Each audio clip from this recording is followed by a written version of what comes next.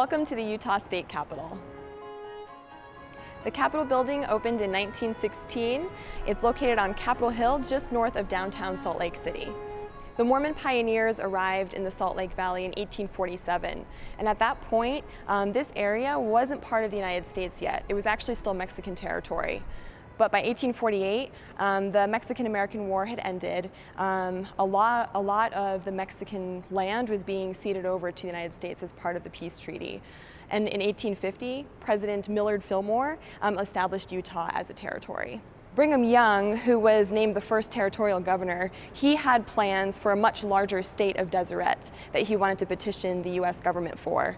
He actually chose a spot on the map that would have been the geological center of his state of Deseret, and he named it Fillmore, after President Fillmore, who made Utah a territory.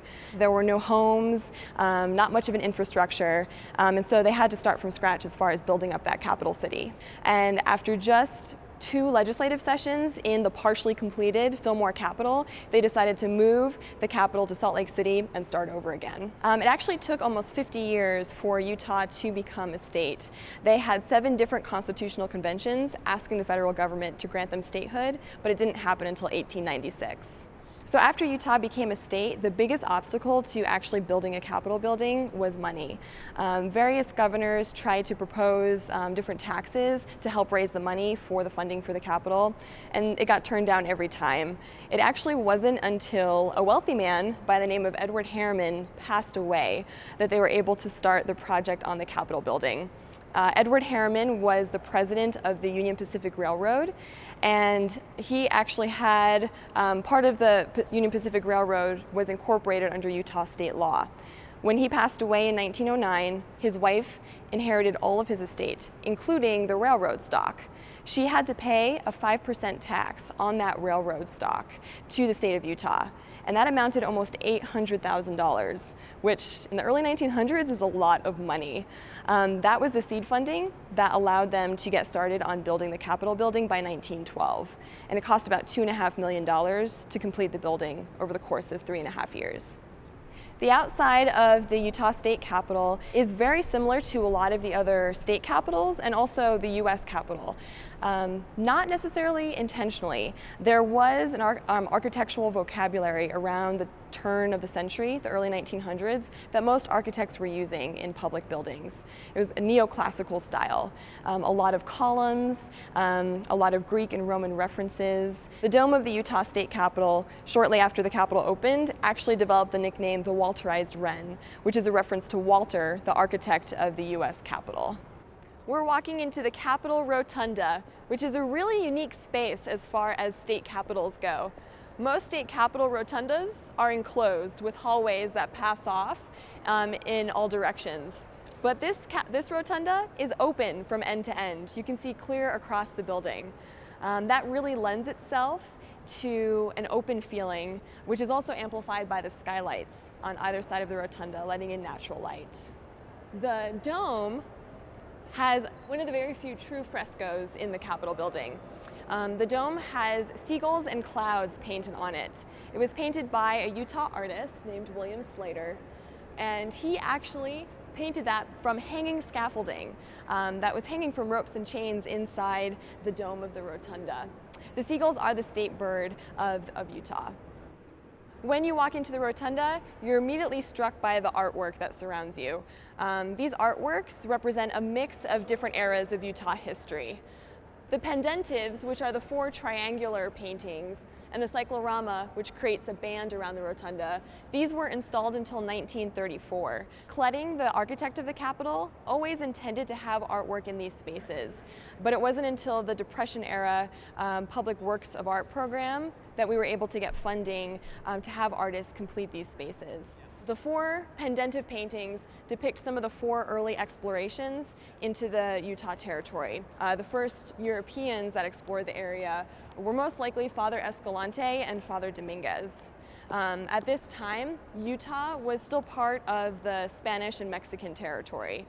They were trying to find an overland route from Santa Fe to Monterey, California, and this painting depicts them at Utah Lake in 1776. Peter Skene Ogden was a rough and tumble fur trapper that worked for the Hudson's Bay Company. Peter Skene Ogden was actually sent by the Hudson's Bay Company to create what they wanted to call a fur desert.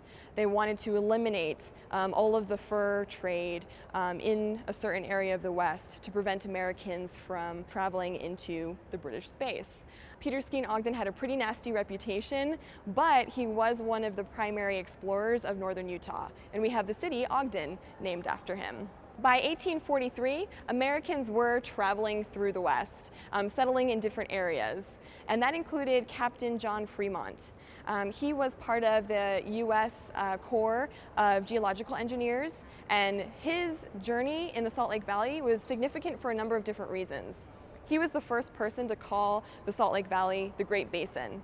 He was the first one to figure out that all of the waterways in this region flow into the valley and stay there, rather than going to the Pacific or the Atlantic, like many others had thought before. People across the U.S. were captivated by his writings. And Brigham Young, when he was planning to bring the pioneers into the valley, used a lot of Fremont's journals and accounts of the area to make his plans for the journey.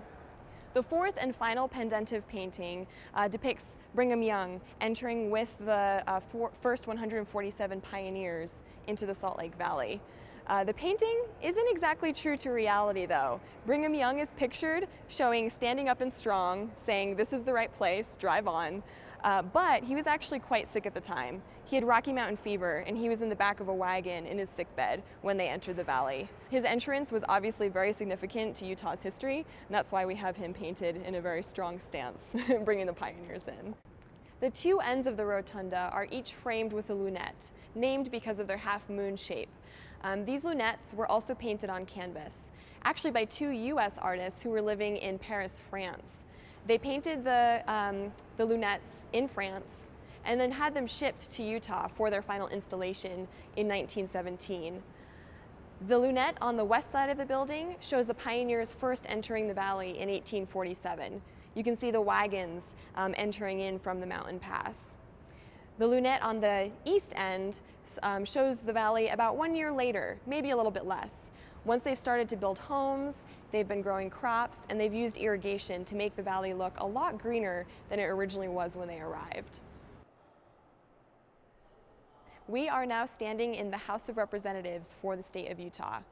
Utah has 75 representatives, and the representatives and Senate are a part-time legislature.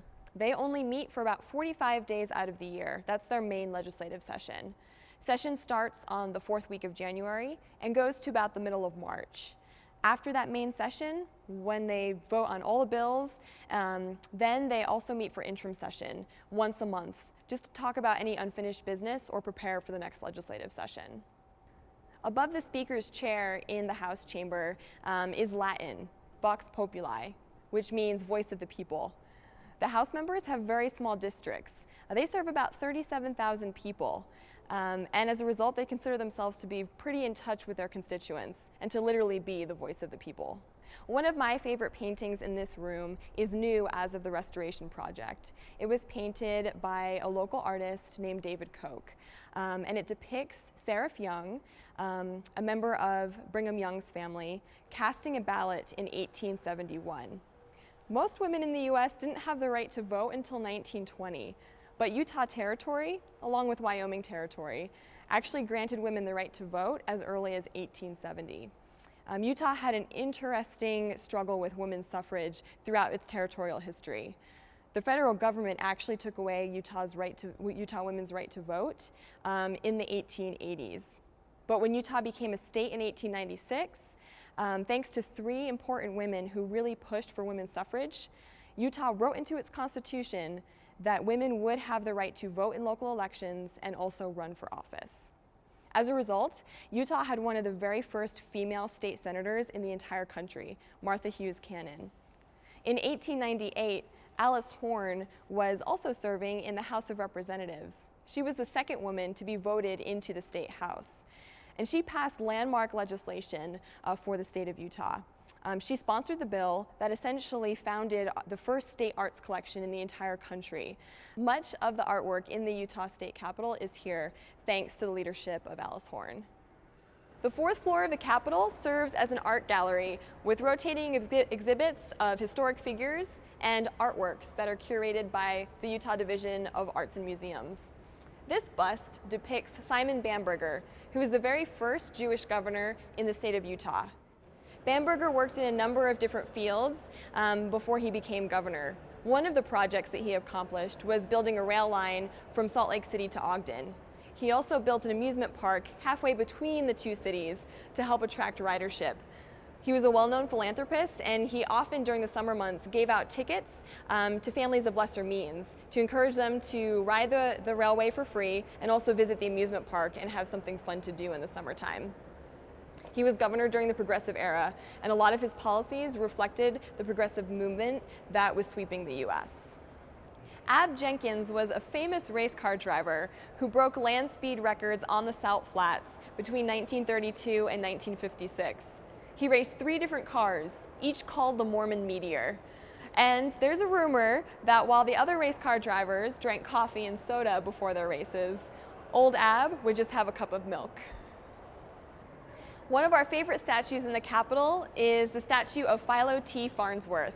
He's shown holding a television tube in his hands because he was one of the first inventors of the television. We have a little bit of a rivalry with Idaho as well, because although Philo was born in Utah, he grew up and did most of his work in Idaho. They like to claim him, but we say Philo is ours.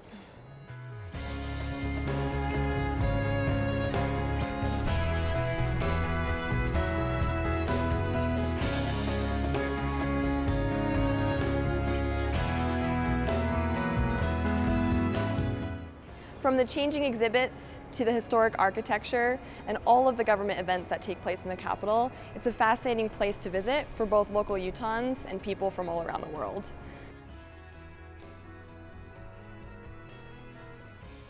The Utah State Capitol speaks to the pride and vision of the Utah people. Being able to build such a magnificent building when they were such a small state really shows a strong vision for the future and the growth of the state.